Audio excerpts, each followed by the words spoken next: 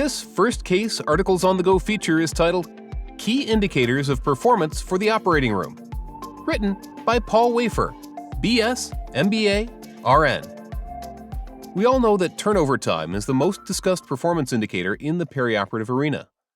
This is the time from one patient leaving the room until the next patient enters.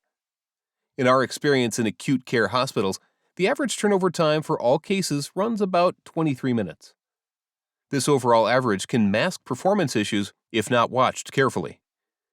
One high-volume specialty with exceptional turnover times may bring down the average, leaving inefficient specialties unchecked. Turnover by specialty should also be reviewed. Other factors such as case mix, staffing, department design, and a variety of other operational processes may also affect turnover time. However, this is only one of a number of indicators that should be examined and tracked on a monthly basis. Below are a few others that your perioperative leadership should be reporting. 1. Physician turnover time, aka turnaround time. This is the time from closure on one case to incision on the next. This can be impacted by a number of factors including turnover time, anesthesia department readiness, case cart preparation, patient positioning, and surgeon availability in the department.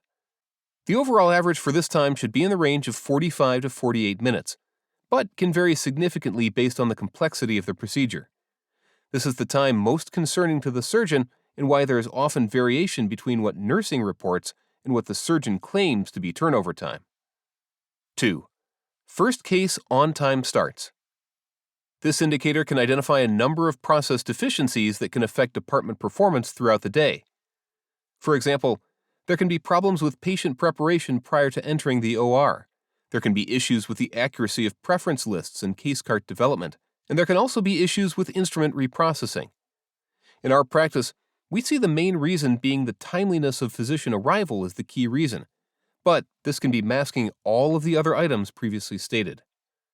We have seen several hospitals with on-time start percentages less than 30%.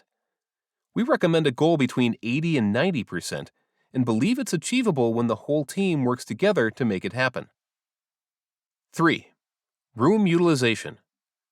This is based on the hours that the rooms are used divided by the number of hours the rooms are staffed. We prefer to determine room utilization without including turnover time because a long turnover can make it look like the rooms are being utilized appropriately. We like to see the department functioning between the 60 and 70% range. This provides for some flexibility and leaves a little room in the schedule to bring in new surgeons. Once your utilization is greater than 70%, it's probably time to either open or build additional OR rooms. The maximum utilization rate is typically 85%. 4. Block utilization. Blocks are meant for high-volume surgeons who can fill a room. It should be a reward for consistent utilization. Blocks should be utilized at the 85% rate. If physician blocks are consistently underutilized, they must be addressed.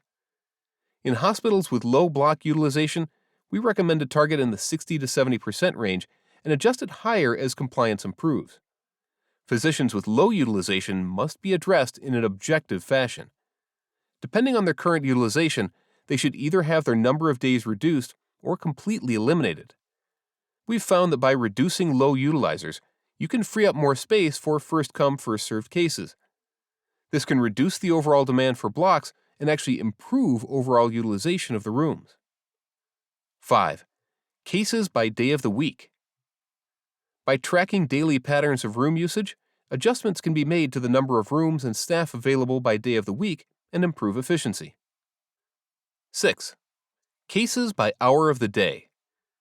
This will help determine the appropriate number of rooms to be available by shift to optimize staffing and utilization.